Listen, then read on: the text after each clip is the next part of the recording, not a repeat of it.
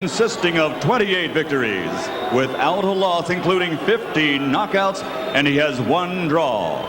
Ladies and gentlemen, from the land down under, Sydney, Australia, here is the IBF #1 ranked challenger in the world, the undefeated Glen Kelly.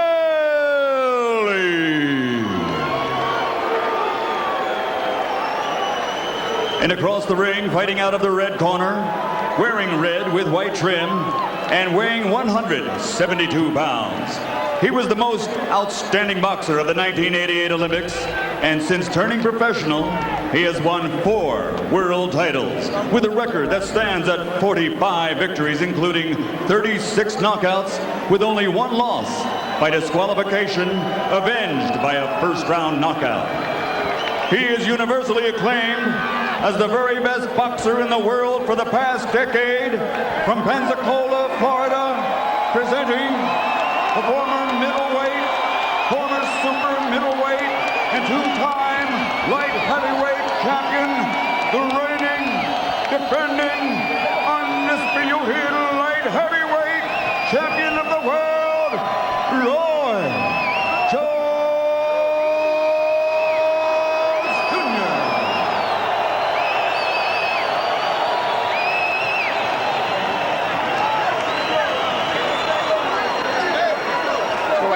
Let's go.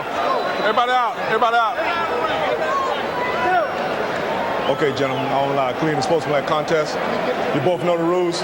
On this point to the end about, you both obey my every command. I wish you both luck. Touch gloves, come out, box on the belt. What's up, boys? Coming out.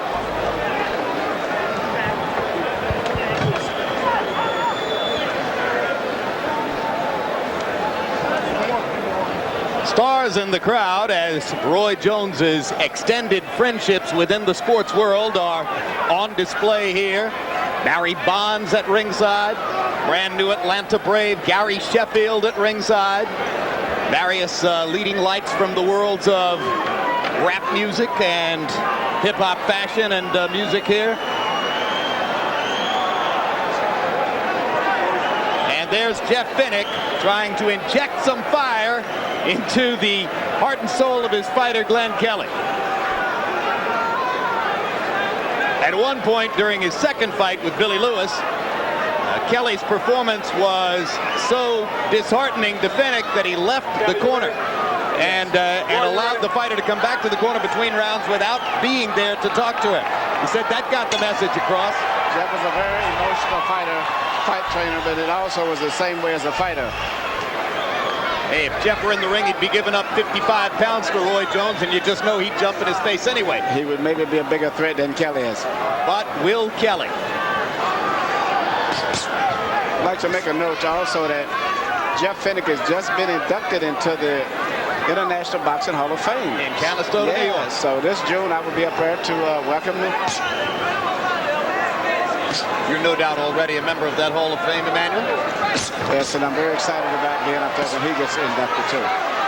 Kelly backing off as Roy Jones begins the assault with straight right hands.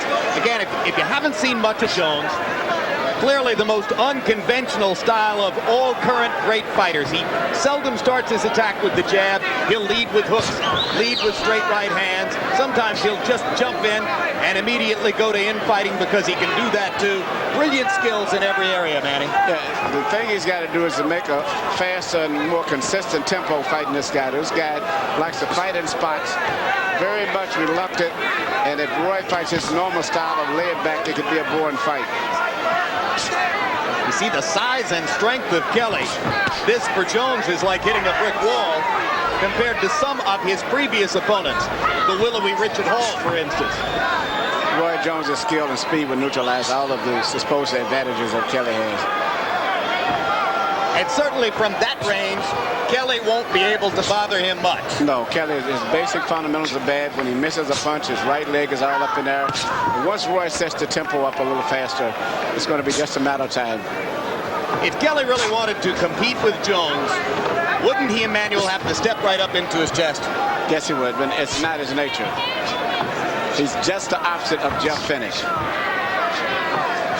mentally, physically, and talent-wise.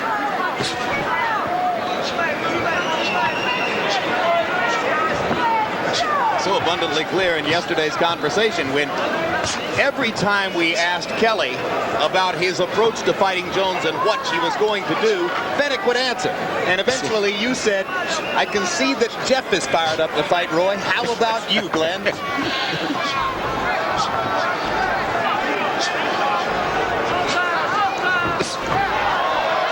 years old and still with dazzling speed, Roy Jones.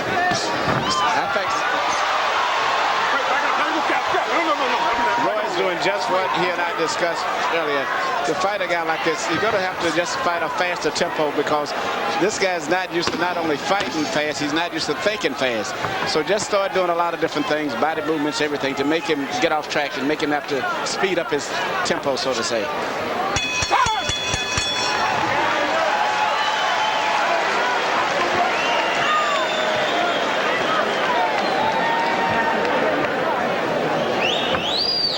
Got this kid fighting a totally defensive fight. He got his hands kind of high.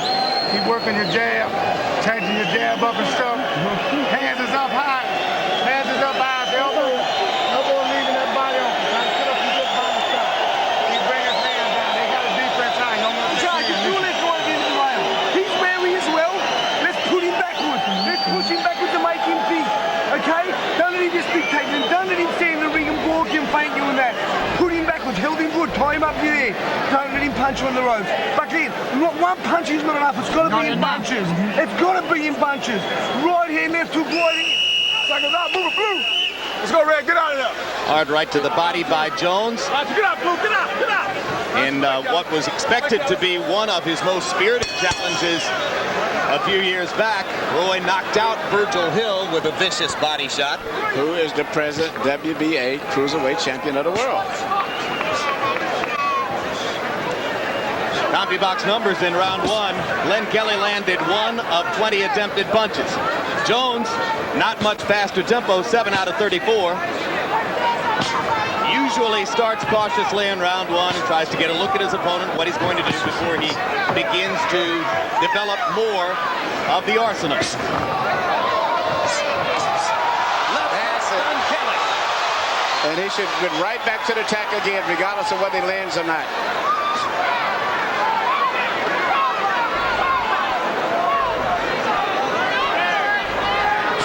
His title defense in Los Angeles last summer against Julio Gonzalez, who was also big for a light heavyweight.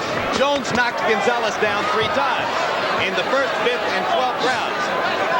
But in none of those 3 instances did he step in and try to finish the fight. No, he didn't. He's went back into defense mode right now. He's really trying to catch Kelly coming in with a counter left hook, we call a check hook. And he's really waiting on him to come in where he can take that half a scoot back and shoot the hook at the same time. Doesn't look like Kelly wants to come in. No, so he's going to have to change up and take it back to him again. Roy's a very accurate puncher. All he has to do is just be busier, and it's just a matter of time before he'll stop it.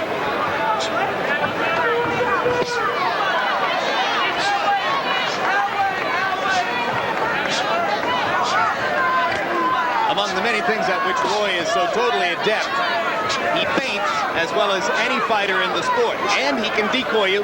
He'll look right at the middle of your chest and hit you in the head. Right on the He'll look chin, at your head and hit you right in the belly. He's a very exceptionally talented and gifted fighter. Right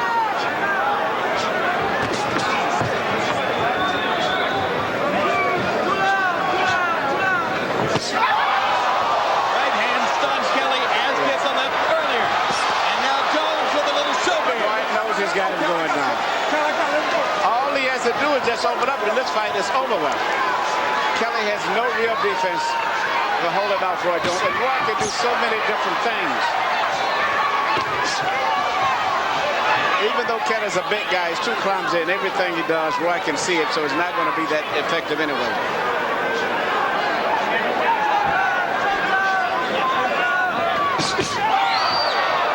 Looping uppercut. And again, the left hook. Kelly has dropped his right hand every time Jones has started with a left hook. It's just about a time. I think Roy's going to put on one of his better performances tonight. He's got the perfect opponent in front of him.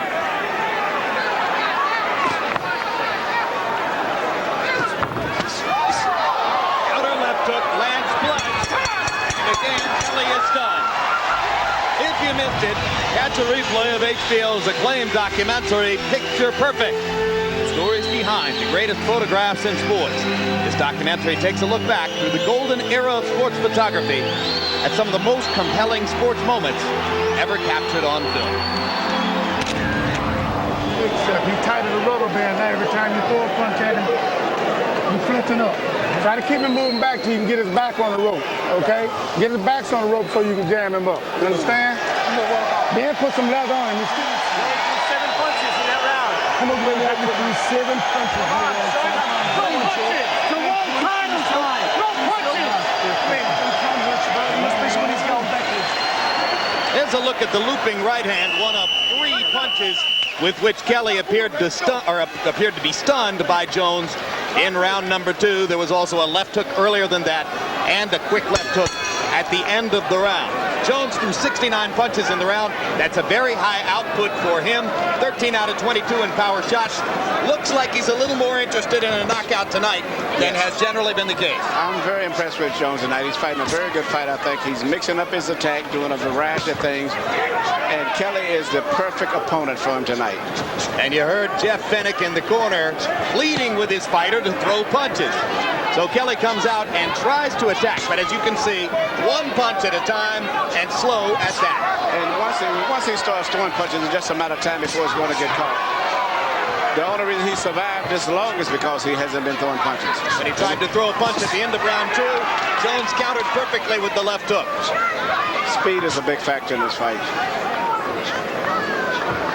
Well, when Vernon Forrest fought a very fast fighter in Shane Mosley last week, he said, the way you stop speed is with the jab. But Vernon kept it working. Kelly just hadn't thrown much. No, there's no speed at all coming from Kelly. And, you know, he's trying to think and fight an intelligent fight. And to beat Roy Jones, you just have to be to somewhat like stupid and just keep punching, keep punching, keep punching. And even then, he's not going to do it so much, but it's his best chance. This is exactly the opposite of what Kelly acknowledged he would have to do to be in the fight. So it's easy to talk about it, just not very easy to do it. Not that easy to do, especially with a talented fighter like Roy Jones.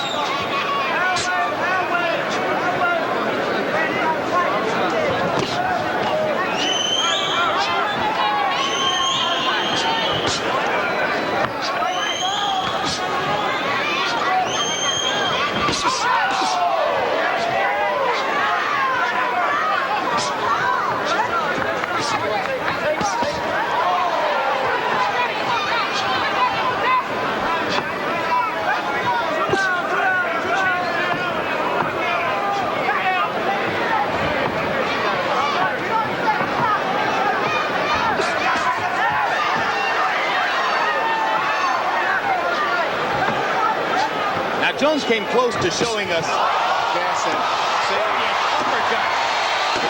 never knew where Jones was going to punch from. Jones is mixing up his attack so much. Overhand right hand to the rear. Now he created a leaping left uppercut right between the gloves. A leaping left uppercut. You wouldn't teach it either, would you? No, but he was studying the hand position. And he realized that every time he goes to this guy, he's putting his hands on the side. So Roy, being as smart as he is, he charged at it with a left uppercut. First knockdown of the night for Jones.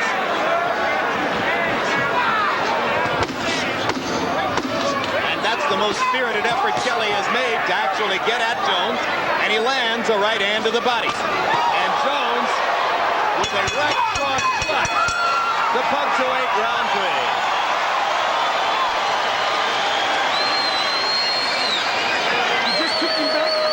Back to his corner.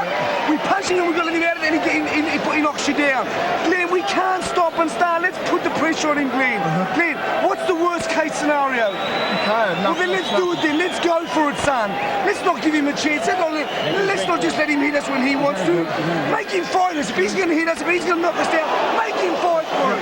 Come on, Glen, put some punches in there. Don't say yes to me no more, son. We can't win without punching. I know you are, but you can do better.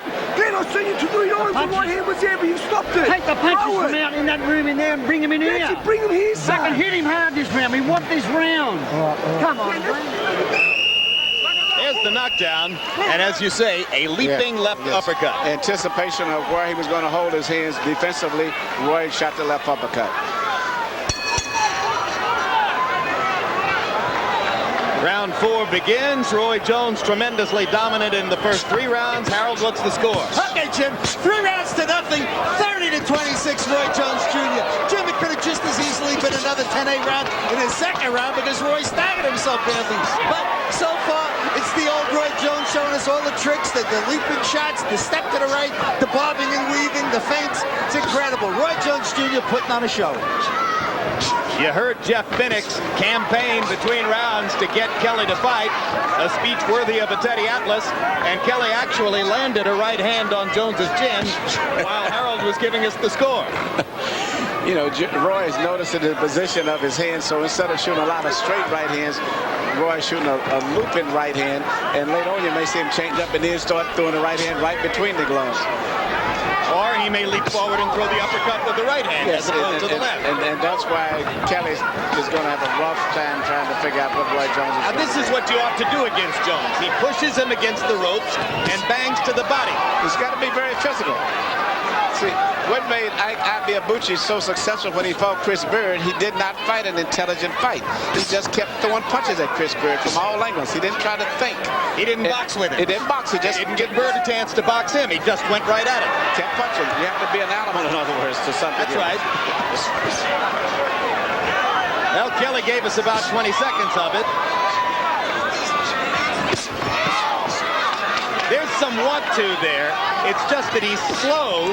Clumsy, and even to the point where if he gets hit with a punch, sometimes he may appear to be staggered or go down. It's just because of such bad balance and coordination that he has. Roy throwing a jab.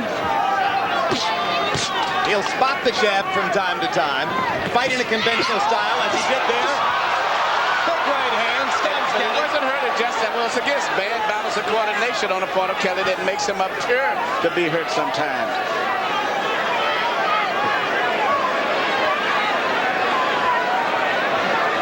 Roy holding the right hand out there to invite Kelly to throw the jab so that he can counter over. Right, and Kelly is not going to throw the jab. What Roy could do would really make this a masterpiece if he would start jabbing more. That would relax Kelly a lot more, and then he could take him out with a much cleaner punch. Well, he's jabbing more in this round. Yes, just jab. The jab would relax him a little bit more. Jab him to the body, jab him to the head. Look to the body, shoot a right hand right on the chin. Not once tonight has Roy Jones indulged his worst in-the-ring habit, which is to back into corners on his own and allow the opponent to have at it.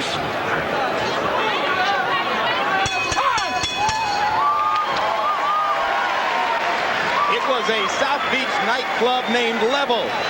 Monday night, Roy Jones performing his brand new rap single, That Was Then, which now appears at #2 on Billboard's Hot Rap Radio Airplay chart. A rather brilliant debut and a good sign for the possibility of big sales when the album Round 1 is released on Feb 26th. They can do something to open him up. Stand in front of me just waiting for a counter. They got him playing safe. Move left, move right. When he try to step to you, then get your combinations off. Okay? Try to make him commit himself. And see how he likes it. Give him but Glen, you've got to throw more than one right in. Oh no, come on, mate. He's disrespecting you, Deep for Glen. me, son. Deep for yourself, huh? Come on now, Glen. You've got to deep for yourself, huh? I'm proud of you. Come on, mate. Get up, Blue, get up. Go back, Kelly.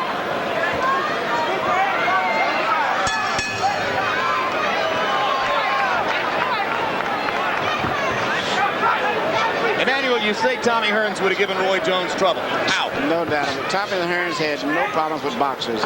He had problems with maybe ballers, but Ray Leonard, Virgil Hill, Benitez, and him. Tommy was a master boxer. He would have been a big problem, I think, just style-wise for Roy in his prime. Because of his length and his jab? His length, and he used his height very well. And then Tommy had that very sneaky right hand that you never saw. He was not necessarily a hard right-hand puncher, but you never saw the right hand. He was one of the best guys that for deceiving the right hand.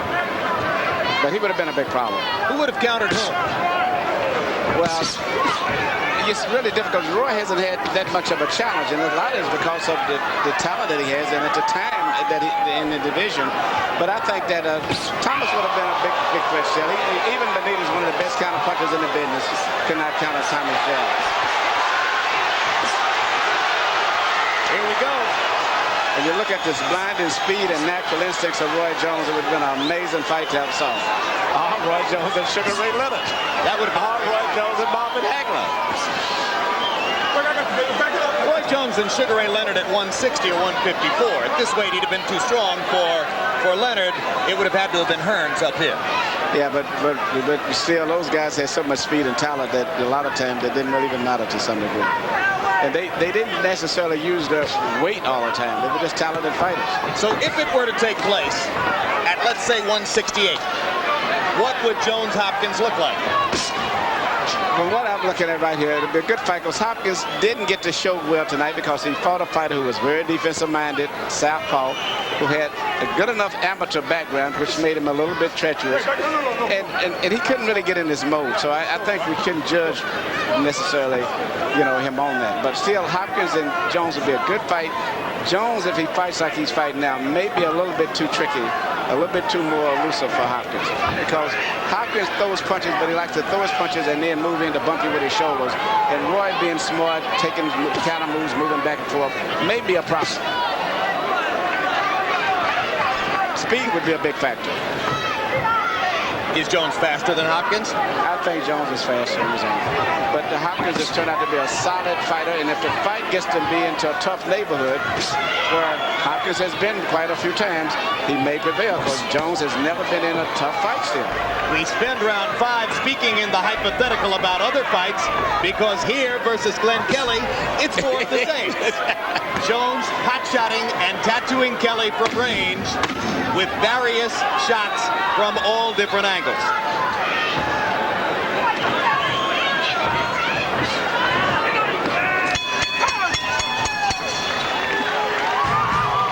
If you missed the premiere, catch a replay of Real Sports with Brian Gumbel with the Super Bowl taking place tomorrow.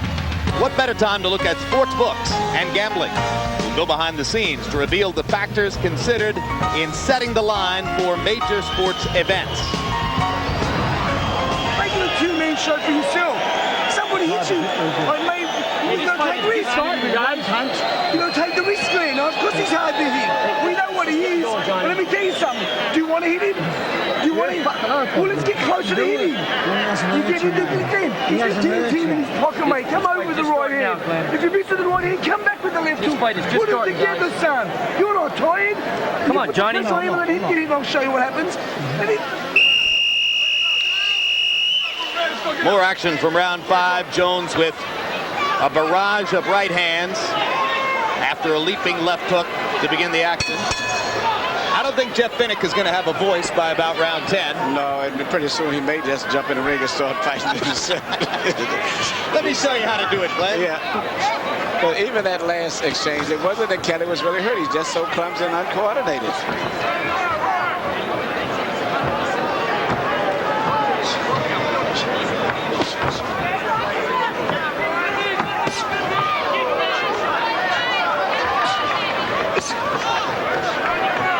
Roy setting him up for something. He's not going to shoot 2 lunging body shots like that. But sooner or later, he's setting him up for some trick shot somewhere else. There's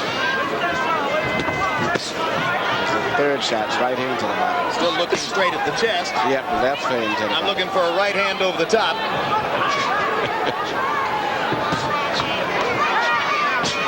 Finnick finally gets Kelly to throw a jab.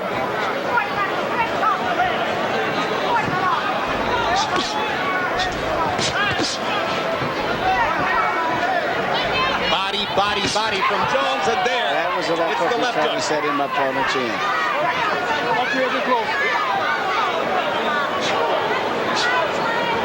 To me, seemingly the ideal punch for Roy to land would be a left hook to the outside. Purposely let him block that, which he will, and then shoot a straight right hand through the middle, which he hasn't thrown all night, and I think there's a good chance he could possibly knock out Kelly with that combination. But a left hook to the side and a fast right hand right through the middle. First time all night that Jones backed himself into the corner, but Kelly couldn't pin him there. But Kelly's just a little too slow.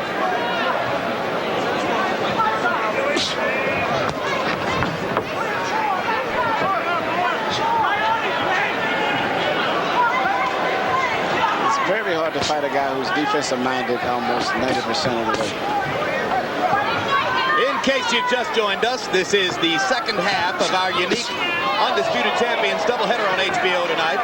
Earlier in Reading, Pennsylvania, Bernard Hopkins scored a 10th round technical knockout of Carl Daniels to retain his undisputed middleweight championship.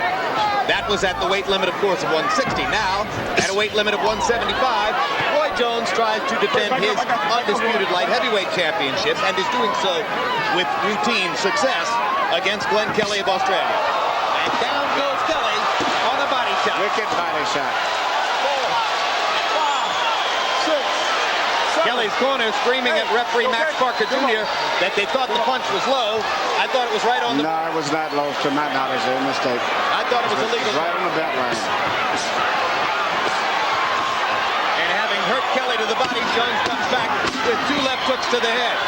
Kelly's guard is way low because Jones has hurt him badly to the body. And Kelly is not hurt. He's just uncoordinated, frustrated. Breathe. Keep him up. Keep the punches up. Breathe, son. Jeez. Breathe. Listen, let's go out the blaze of blue. Let's go and give him some back up. Let's give him some back, Chen. Put him in that corner. Let's give him some back up. For you, brother. He said us. Let's give him some back for your own pride, huh? For your own pride. You go look for that shot now. We got somewhere else to go. Shorten your stuff up. Don't be so wide. All right, way to go. Give me some deep breath. Deep breath. Give me two. You know how hard to train. Hard to him. Trust me, he's tired than us. You're not even tired. You know why you're not tired? We're going to push ourselves.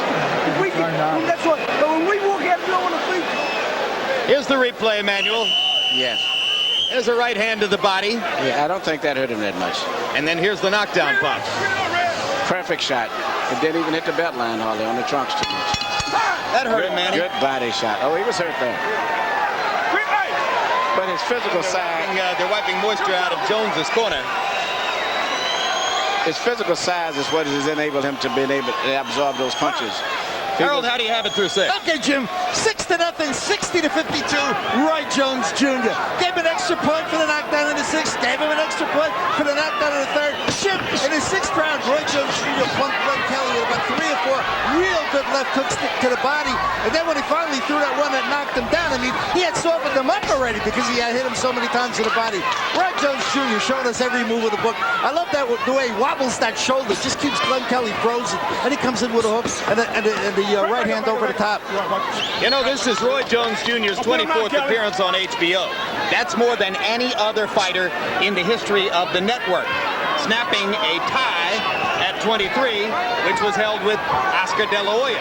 And I'll bet you that in those 24 appearances, Roy has won 90 to 95% of the rounds scored by Harold Letterman. That's very impressive. Far more than any other fighter. He very seldom gets hit. That punch was low. That was low, but it wasn't dangerously low. You know, I always wanted to see what would happen if Roy got into a real tough fight. And it's amazing he's had almost finishing his career without ever being in a fight where he had to really dig down. When you talk about how seldom he gets hit, he's the only fighter in CompuBox punch stat history to have gone an entire round without being hit by his opponent. Benny Pazienza did not land a punch in the 6th round of their fight against each other. You know, I always say that regardless of what talent you have, it comes a fight sooner or later where your talent will not carry you there because of the style of the opponent or whatever. Shane Mosley learned that last Saturday night. Again, once again, 3rd knockdown of the night. He never saw it. You know, that's pretty amazing because between rounds, Alton Merkerson, Roy Jones's hand-picked trainer from Pensacola, asked him to go ahead and get the knockout and said, we've got somewhere else to go. I don't know where else they have to go, but they can go now. They can go. Perfect opponent. Good performance. Maybe Roy's most crowd-pleasing performance in the past few years. Yes, he did it. And he needed it too. So having watched Bernard Hopkins in Pennsylvania and having been unimpressed, Damn! The undisputed 60-40, pound for pound, days and going down. Huh? How about your boy? What? Don't play with me. See, Bernard, that's your fault. You pissed me off. Don't get me started. Don't get me started. just did get you started, Roy. Yeah. Something got him started. Yeah. Go get that album, baby. February 26th, round 1. Respect from the hood, baby. Do your thing. Look out for the boy. What's up with that boy? Hey. Larry isn't here to stop him from doing that. Let's take a look at a replay of the knockout. Emmanuel, you tell us what happened. Roy was just getting in a mode of having a good time at this stage right here. And as I was saying earlier, this guy was surviving because he wasn't that aggressive. And once he started coming in and committed himself, Roy just took advantage of him, caught him with a nice counter punch. Well, Roy found the trick for knocking him out. He put his hands behind his back. He said, come on. You can't get any better than this. I hope the young fighters out here don't start trying to do that. Harold Letterman passes me a note and tells me that referee Max Parker Jr. was about to warn Roy Jones for grabbing the ropes. He never got a chance to issue the warning. Too late, Max. It's already done. Got the camera right here. The fastest gun in town. Let's go up to Michael Buffer and find out at what moment Roy scored the knockout. Ladies and gentlemen, referee Max Parker Jr. reaches the count of 10 at 1 minute, 55 seconds of round number 7. The winner by knockout victory, and still the undisputed light heavyweight champion of the world, Roy Jones Jr.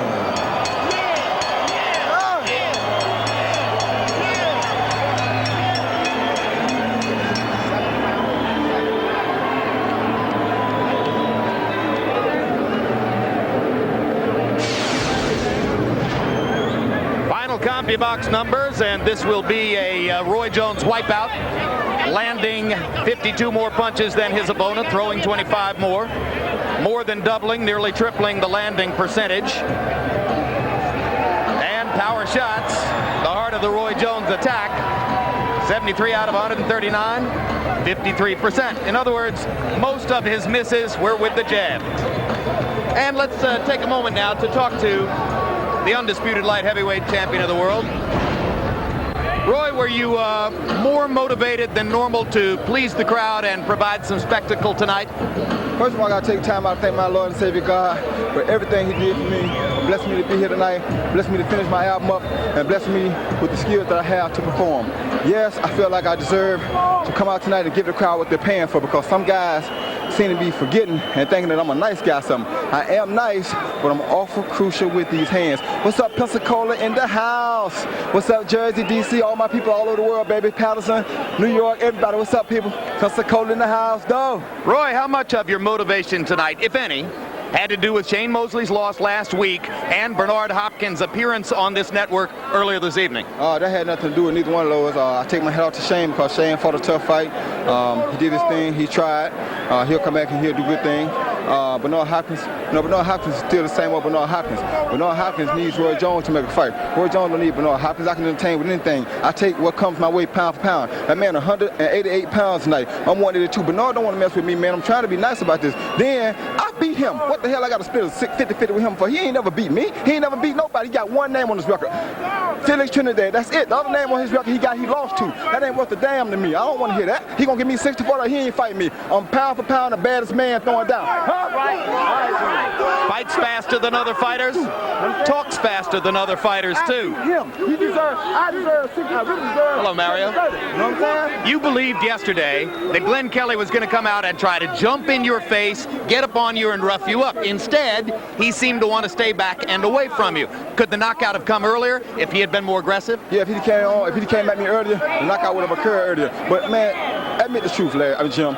Admit it. You know, I look 5 times better than a Bernard Hopkins and anybody else that you've seen in the last 12 years. Understand? I've been doing this. I ain't been up and fell off. I've been through the Lennox Lewis era, the Nassim Hamed era, the Sugar Shane Mosley era, the Oscar De La Hoya era, Marco Antonio Barrera. I've been through all the eras, and I've still been here. Give me mine. Roy, when you fight like this, it's tough to argue the point. Let's take a look. Let's take a look at the knockout. And Harold Letterman says to me that the referee was on the verge of warning you for grabbing the ropes. I wasn't grabbing ropes. I was chicken fighting. My Wayne was behind my back. I was Chicken fighting. I was the game rooster then. That's that chicken fighting stuff. You did that to make him come at you, I right? had to make him commit. He didn't want to commit, so I had to give him the chicken thing. I ain't looking for no ropes. That's a chicken wing. You know what I'm saying? Watch him. Come here. Don't do that. Huh? Come here now. Huh? Don't do that. Y'all must have forgot. Is that going to go on the highlight reel? You got to. Y'all must have forgot? Y'all must have forgot. Go get that album, baby. February 26th. Y'all must have forgot in stores. Do that for Roy J. All right, so off of your bitter discussion before the fight with Bernard Hopkins, obviously you're making clear that a fight with Hopkins could only take place if you get the lion's share of the money, and he seems to be saying that ain't going to happen. Does that mean the fight ain't going to happen? That's what that means. That means I'm finna go to HBO Monday. Tell HBO to give me some money. Let me go over here to Germany to make this thing happen with Darius Michalczewski since he wants some. I also like to dedicate this fight to a friend of mine, Ernest Prince Sr. He passed away while I was in training camp. Sorry I couldn't be to the funeral, but, you know, we all have that happen sometime. And happy birthday to J, little girl. Yeah. Roy, you know, I enjoyed working with you as an expert commentator so much that I want you to, you want to narrate the Hopkins highlights with me? Yeah, come on. All right, give me the highlight sheet here, Mike. You don't have it? I must have lost it. All right.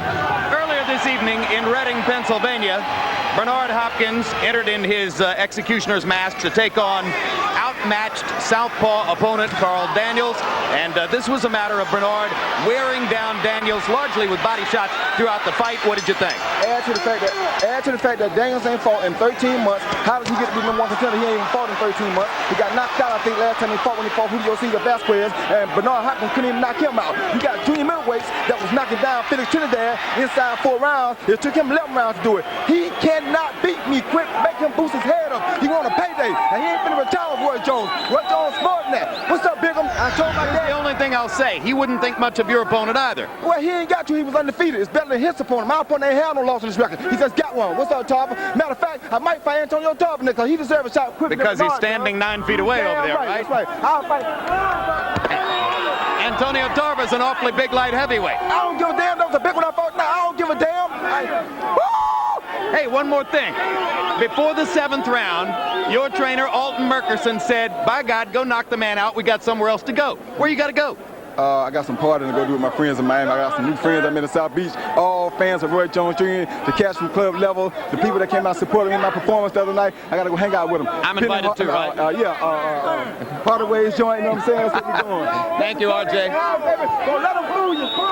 Roy Jones, ain't nobody else like him. He's having a good time tonight. He did what he was supposed to do when he provides excitement in the ring, he gets excited about it, right? Yeah, he fought a good fight tonight. The guy was not a quality guy, but he did what he was supposed to do. He carried it to him. He was excited, and that happened. I was very impressed tonight still. I was impressed, too. Let's take a look at our website poll results and find out who would win a rematch between Roy Jones and Bernard Hopkins, according to those of you who voted at HBO.com/boxing tonight. And here is the vote. 78% of you choosing Roy Jones, 22% saying that Bernard Hopkins would win the fight. Emmanuel, who would win a rematch between Roy Jones and Bernard Hopkins? It's pretty tough, but what I can see right tonight, I think the edge would have to go to Roy because Roy still has so much of talent. He just has to get stimulated, and I think he was stimulated tonight.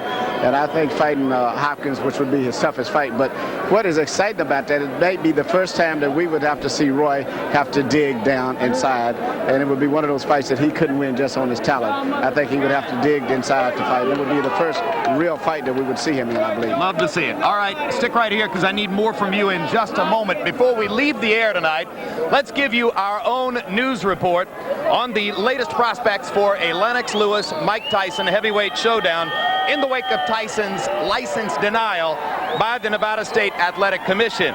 Plans are moving forward on various fights in a collective effort to preserve the possibility of the fight taking place under the existing contract among Lewis, Tyson, HBO, and Showtime.